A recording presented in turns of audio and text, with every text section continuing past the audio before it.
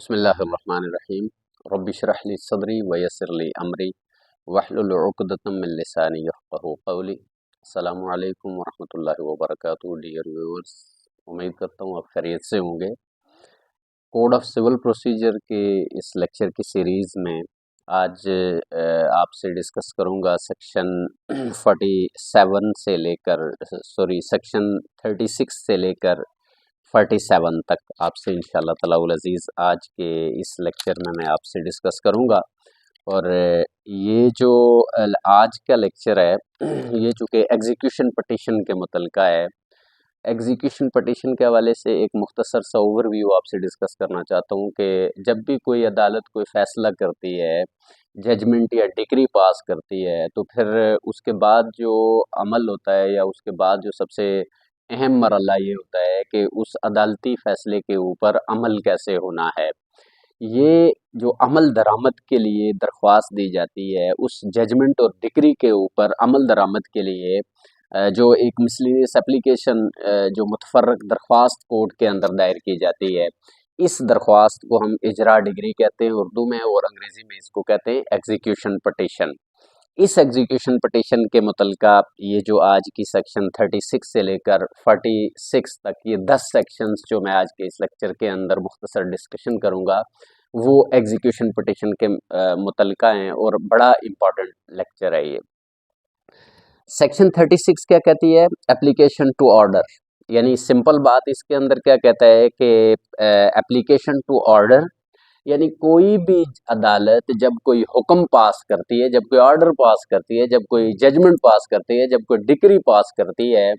तो अब जो अगला मरहला होता है वो उस डिग्री और जजमेंट के ऊपर अमल दरामद का होता है। और अमल दरामद के लिए वो कहता है क्या कि एप्लीकेशन टू ऑर्डर्स,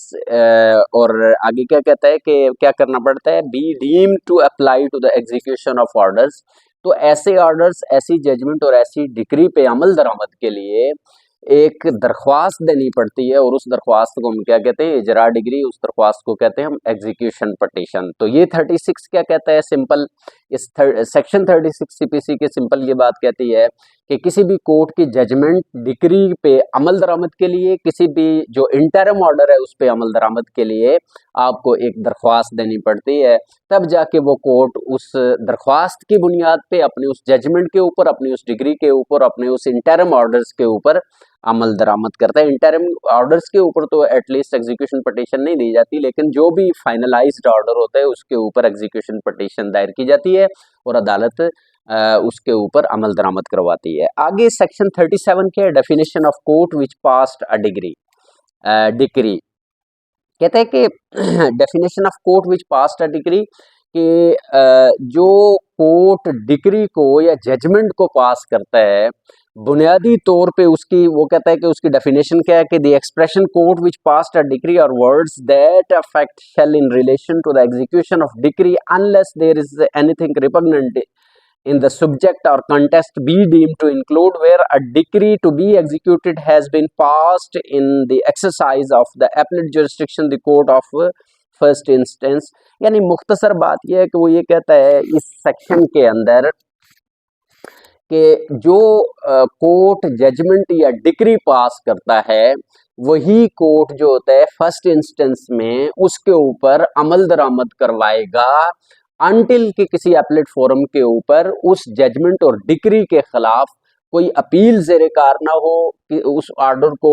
जो सुपीरियर कोर्ट है उसके अंदर चैलेंज ना किया गया हो। तो ऐसी सूरत में वही कोर्ट क्या करेगा, जो डिक्री पास करता है, जो ऑर्डर पास करता है, वही कोर्ट ये करेगा कि उस ऑर्डर और डिक्री के ऊपर अमल दरामद करवाएगा। सेक्शन 38 है कोर्ट्स बाय विच डिक्री में बी एग्जीक्यूटेड, यानी यहाँ पे जो टाइटल है इस सेक्शन से पहले का हुआ कोर्ट्स बाय विच डिक्री में बी एग्जीक्यूटेड, यानी अब यहाँ पे वो ये बता रहा है कि कौन से कोर्ट्स जो हैं वो किसी डिक्री या जजमेंट को क्या कर सकते हैं, एग्जीक्यूट कर सकते हैं। तो यहाँ पे सेक्शन 38 के अंदर वो क्या कह रहा है कि कोर्ट बाय विच डिक्री में be executed, a decree may be executed either by the court which passed it or by the court which is sent for execution। यानी सिंपल बात है कि एक तो उस डिक्री को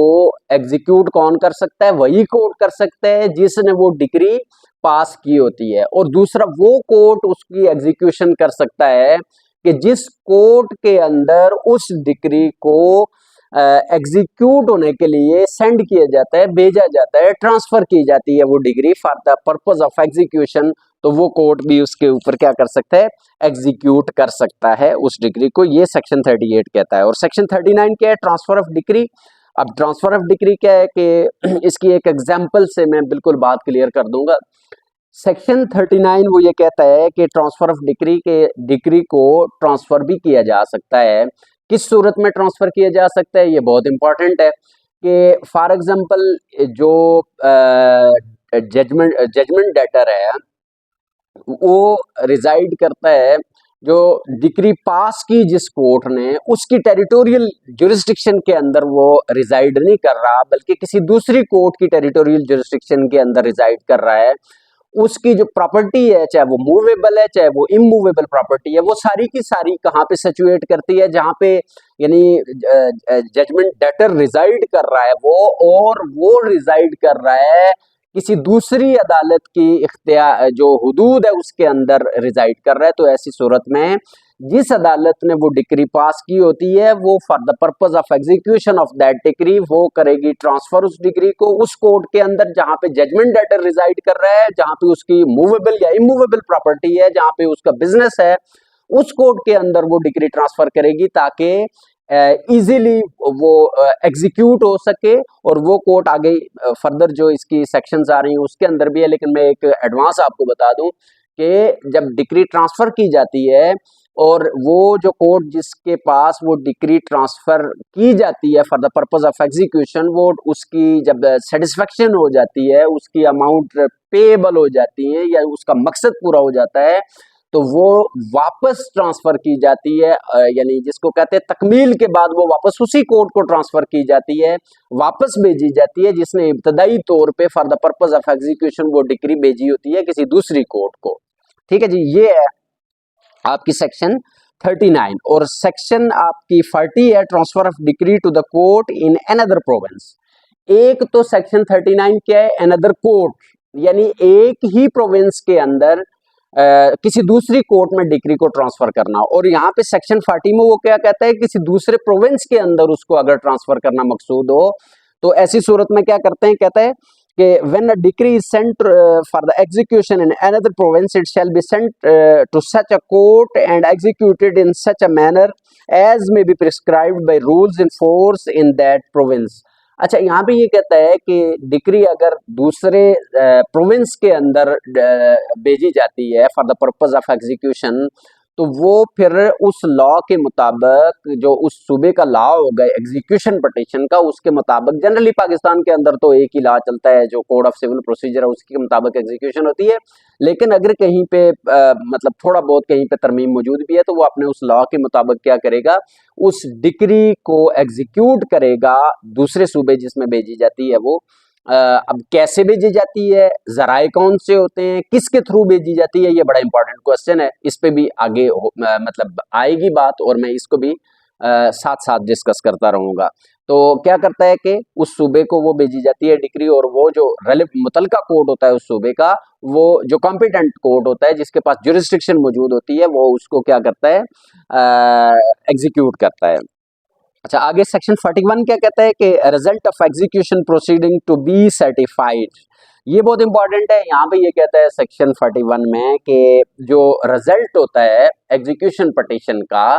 वो एग्जीक्यूशन पटिशन का जो रिजल्ट है, हमारी चूंकि लाइट भी चली गई है तो कोई बात नहीं, हम इसी जो वीडियो है इसी को आगे लेके चलते हैं। तो वो जो रिजल्ट होता है, वो रिजल्ट बाहर सूरत में क्या करेगी, कोर्ट, यानी जिस कोर्ट के अंदर वो भेजा जाता है, तो उस कोर्ट के अंदर वो एग्जीक्यूशन पटिशन फाइनलाइज जब करेगी, तो वो वापस सेंड बैक करेगी किसको, जिस कोर्ट ने उसको execution for the purpose of execution भेजा था, तो उस कोर्ट के अंदर वो क्या करेगी, वापस इसकी यानी तकमील करके, आप कह सकते हैं तकमील करके वापस उस कोर्ट को भेजेगी। ये आपकी है सेक्शन 41। 42 है powers of the court in executing transferred decree. ये भी इंतहाई इम्पोर्टेंट जो है सेक्शन है। इसके अंदर वो क्या कहता है सेक्शन 42 में कि फॉर एग्जांपल एक कोर्ट है जिसने डिक्री पास की है, जजमेंट पास की है। अब उस कोर्ट के अंदर जो जजमेंट डेटर है उसकी प्रॉपर्टी, चाहे वो जैसे मैंने कहा मूवेबल है या इमूवेबल है, वो वहां पे नहीं है, वो प्रॉपर्टी वहां पे यानी उसकी उस कोर्ट की जुरिस्डिक्शन के अंदर सिचुएट नहीं कर रही, तो फिर वो दूसरी कोर्ट को भेजता है जहां पे उसकी प्रॉपर्टी है मूवेबल या इमूवेबल, जहां पे वो बिजनेस रन कर रहा है, वो एग्जीक्यूशन पिटीशन वहां पे भेजेगी कोर्ट जहां पे वो रहता है। तो वहां पे क्या करेगा कि जिस कोर्ट के अंदर वो डिग्री भेजी जाती है for the purpose of execution, तो जो डिक्री और जजमेंट पास करने वाला कोर्ट है पूरे के पूरे वो इख्तियारात रखता है, वो कोर्ट जिसको वो decree for the purpose of execution भेजी जाती है। यानी दोनों कोर्ट्स के पास सेम इख्तियारात हो जाते हैं। एक तो वो कोर्ट जिसने वो जजमेंट और डिग्री पास की है, और दूसरा वो कोर्ट जिसको for the purpose of execution वो डिग्री ट्रांसफर की जाती है एग्जीक्यूशन के लिए, तो उसके पास भी फिर वो सेम पावर्स आ जाती हैं। ये आपकी है सेक्शन 42। और उसके बाद सेक्शन 43 जो है ये बड़ी इंपॉर्टेंट सेक्शन है, और देखने में आम जनरली अगर आप कहें तो बेयर एक्ट की लैंग्वेज जब आप सेक्शन 43 की पढ़ेंगे तो आपको समझ नहीं आएगी। यहाँ पे ये कहते हैं execution of decree pass by British courts in places to which this part does not extend or in foreign territory. अच्छा, यहाँ पे ब्रिटिश कोर्ट की बात आती है तो अब सवाल ये पैदा होता है कि ब्रिटिश कोर्ट की डिग्री पाकिस्तान के अंदर किस तरीके से एग्जीक्यूट हो सकती है। ठीक है जी। तो यहाँ पे क्या कहता है वो कि ये चूंकि ये जो कोड ऑफ सिविल प्रोसीजर है ये उसी वक्त का बना हुआ है जब जो ब्रिटिश थे वो यहाँ पे रूल करते थे, तो अब उस वक्त का बना हुआ है और आज तक वही चल रहा है। और दोनों जब पाकिस्तान इवन देन यानी पाकिस्तान मर्ज वजूद में आया तो उसके बाद भी इसके ऊपर को प्रॉपरली यानी लेजिस्लेशन नहीं हुई,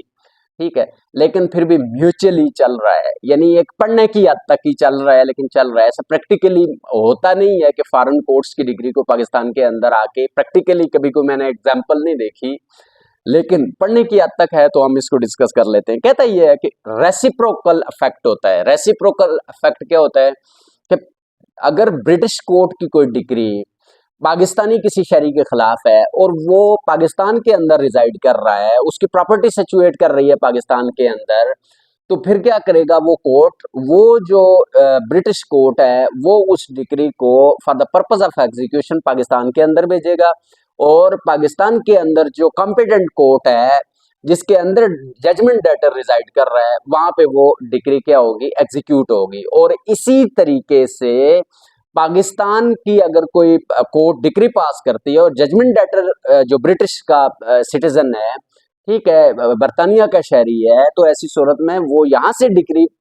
सेंड की जाएगी कहाँ पे, ब्रिटिश कोर्ट के अंदर, और वो पाबंद है कि वो उसको फुलफिल करके उसकी तकमील करके वो फिर वापस भेजें, तकमील के बाद वापस पाकिस्तान में जो कॉम्पिटेंट कोर्ट है जिसने भेजी थी डिग्री उसको वापस करें। यानी ये रेसिप्रोकेटिंग इफेक्ट है इसका, ये सेक्शन 43 का। अच्छा, सेक्शन 44 क्या है, कहती है कि execution of the decree passed by the courts of exceeding states, ये ओमिट है, यानी इसको क्या कर दिया गया है, शुक्र अल्हम्दुलिल्लाह कहीं पे तो कोशिश की गई है कि कोई गैर ज़रूरी चीज़ें जो हैं उनको ओमिट कर दिया जाए। सेक्शन 44A है, ये भी उसी तरह से, मतलब execution of the decree pass by the courts in the United kingdom and other reciprocating territories. तो ये मैंने चूंकि डिस्कस कर लिया है कि अगर यूके की डिग्री होगी तो उसकी एग्जीक्यूशन कैसे होगी, इसको फर्दर डिस्कस करने की मेरे ख्याल में ज़रूरत नहीं है, सुनने में भी ज़ाहिर है लंबा बोरिंग सा लेक्चर हो तो परेशानी होती है। सेक्शन 45 भी ओमिटेड है, सेक्शन 45 भी ओमिटेड है, यानी इसको भी डिस्कस नहीं करना। सेक्शन 46 ये बहुत इंपॉर्टेंट है और मैं ये चाहता हूँ इस पे थोड़ा सा जो ब्रीफ ओवरव्यू है वो आपके सामने रख दूँ, चूँकि बेशक जो पिक्चर है वो क्लियर नहीं है लेकिन मेरी वॉइस बिल्कुल क्लियर होगी, तो पिक्चर की इतनी को ख़ास ज़रूरत भी नहीं है, वॉइस क्लियर होनी चाहिए। अच्छा, यहाँ पे सेक्शन 46 जो है वो प्रीसेप्ट के मुतल्लिका है, और प्रीसेप्ट जो है चूँकि डेली बेसिस के ऊपर हम ये काम करते हैं तो इसके ऊपर अच्छी खासी तगड़ी ग्रिप भी मौजूद है। तो इस पे थोड़ा सा डिस्कस कर लेते हैं कि ये जो प्रीसेप्ट होता है ये क्या है। प्रीसेप्ट बुनियादी तौर पे यानी जिस तरीके से हमने पढ़ा, ये गुज़श्ता जो सेक्शंस हैं हमारी, इनके अंदर हमने डिस्कस किया कि अगर जजमेंट डेटर किसी दूसरी कोर्ट की जो हुदूद है उसके अंदर रिहाइश पजीर है या किसी दूसरे सूबे के अंदर इवन देन रिहाइश पजीर है, तो ऐसी सूरत में जो एग्जीक्यूशन पटिशन होती है उसका एक प्रीसेप्ट बना के उसके अंदर लवाजमात क्या होते हैं, मतलब ये तो एक प्रैक्टिस की बात है कि उसके लवाजमात क्या होते हैं कि एक जो सेटिस्फेक्शन सर्टिफिकेट है वो है, साथ लगाना पड़ता है, फिर एक रिक्वेस्ट लेटर जो है वो लिखना पड़ता है, जो मुतलका डिस्ट्रिक्ट होता है उसका जो मतलब हेड होता है जिसको आप डिस्ट्रिक्ट जज कहते हैं, तो वो फिर एग्जीक्यूशन पटिशन को प्रॉपर बाइंडिंग करके उसके बाद उसको भेजा जाता है थ्रू वर्थी डिस्ट्रिक्ट जज। मुतलका जो